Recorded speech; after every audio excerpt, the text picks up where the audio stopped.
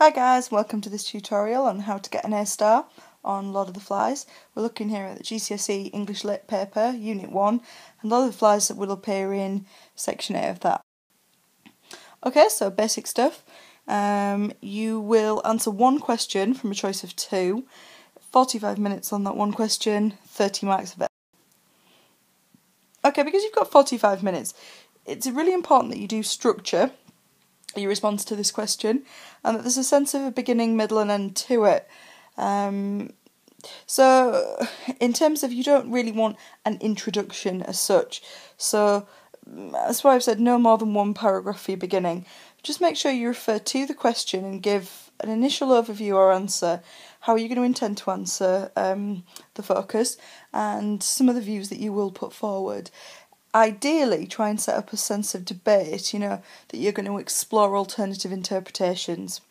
Now, the middle section is ultimately the most important section, because this is where you show off all your analytical and evaluative skill. You are looking to probably make no more than 4 developed points in that time. And I've put in here that it's a good idea if in this sort of middle section to help with your sense of debate, that you do look at alternative views, and you've got some, I've given you some sort of words and phrases here you can use to signpost to the examiner that you're considering an alternative viewpoint. If you're going to do a conclusion, make sure it's not a repetition of your earlier points. I would possibly use the ending as an opportunity to state your own personal opinion, having debated or argued different points, and importantly, make sure that it does refer back to the question. Okay, getting an A-star when you're talking about Lord of the Flies, it's imperative that you consider Golding's methods. By methods, we just mean the techniques that he's used. And as a writer, this could be anything from character, plot, setting, dialogue. What else have we got? Got description and narrative. So relationships between characters, any number of things. So a writer's techniques, and making sure that we're focusing heavily on the purpose behind Golding's techniques. Try and include a degree of objective analysis. So rather than just I think and I feel, which can be quite C grade, try to include some slightly more objective phrasing, such as it could be considered or potentially this creates. It just signposts to the examiner that you are being analytical and you're not just going with a personal response. I think the most important thing for this question is that you show that you can make original and imaginative interpretations. So you're able to show your own take on things and come up with really interesting ways of looking at meanings. The examiner, you obviously can take your text in, but they will want to see that you are frequently using relevant quotations which have been embedded into your own answer. So, for example, in Ralph's realisation of the darkness of man's heart, Golding explores innocence and the potential for evil within us all, is better than this kind of clunky structure of one quote that shows Ralph has realised is... So sticking the quotes within your own commentary is much more effective. And a particularly A-starry skill is your ability to evaluate, and they're looking at both language and form and, in addition, structure. So making sure that you're not just looking at the effect of specific techniques just in one example, but also that they're part of a bigger picture. So you're able to see the significance of things within the whole text. Okay, in terms of revising, I talked a couple of slides ago about the middle section and how I think that you should aim to talk about roughly 4 developed points. I think that in terms of your revision, a concept map like this one on the screen can be quite effective. So you get a question like, how does Golding present death? So we're looking at present as meaning how is it portrayed. Now, we can be talking about physical deaths and metaphorical or symbolic deaths. So you've got your kind of question there as your point. So I need to think about 4 different things I can talk about. Well, I know that there is kind of huge significance in the deaths of both Simon and Piggy as characters. I also think that the death of, thinking a bit more abstract here, the death of civilization, I'm going to include that. And what else could we talk about? Have a think. You've got options, haven't you? Death of civilization, Simon, Piggy, and I'm also going to go with the death of the actual pigs, because I think I can make some interesting links between the killing of animals and the killing of people. So this is giving me a focus here. I've got 4 different points. So I, might, span this off to talk about how this is murder, and I might use some quotes here to support that, and some interpretations about the significance of the murder.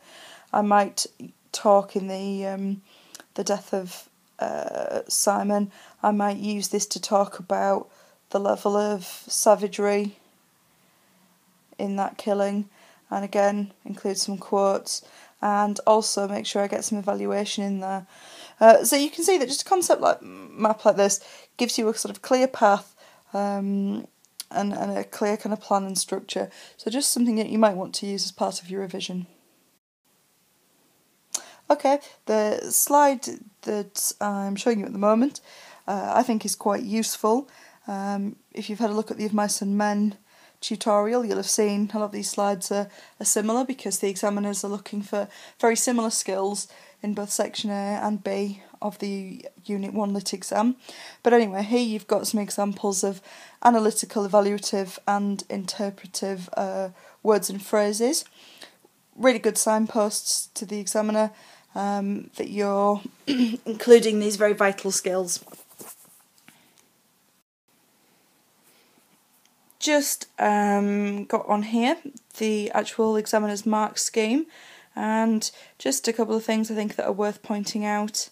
That they're looking for close analysis of detail, so we're thinking again about the use of embedded quotes, interpretation, your take on it, evaluation, and convincing and imaginative interpretations. We draw your attention to the need for high levels of accuracy at A*, and fluency and focus, and that's why I was mentioning the idea of having a beginning, middle, end, but also just about using lots of linking words that sort of join points together, and I'm sure you know a number of these from your own sort of writing, but just making sure you're using those to help with fluency.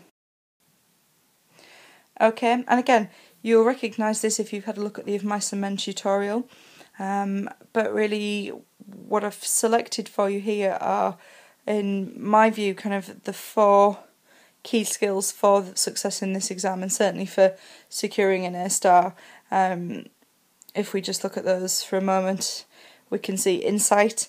Well, what we mean by this is a depth, reading deeply, understanding of both novel and question.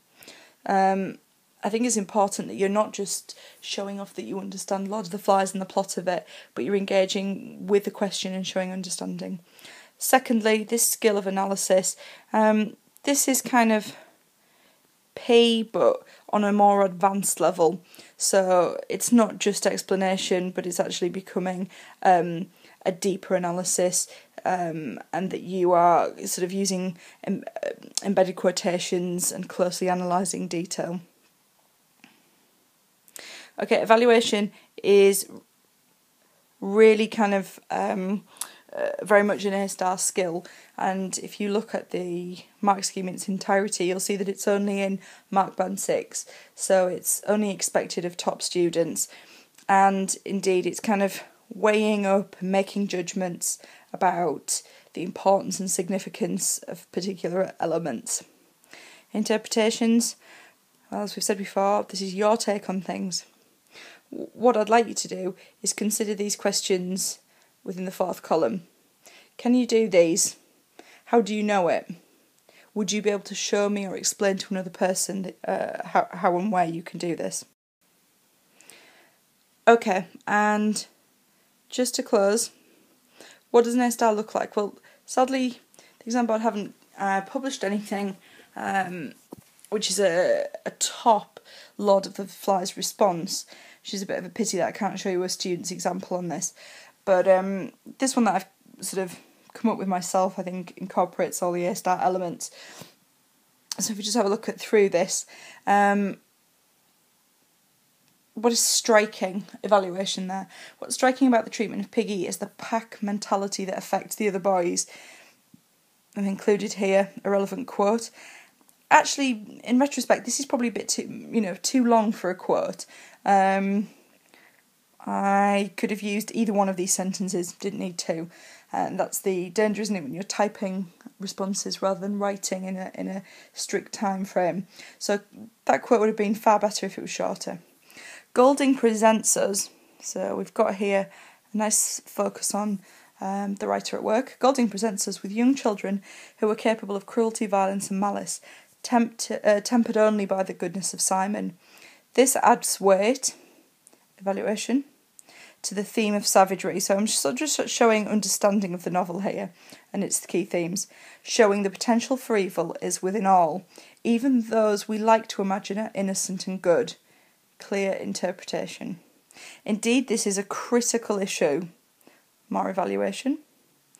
Golding is explicit, writer's purpose, from the very first chapter that cruelty is within us all, and significantly, evaluation, we are all prepared to disregard civilization if it means being part of the pack.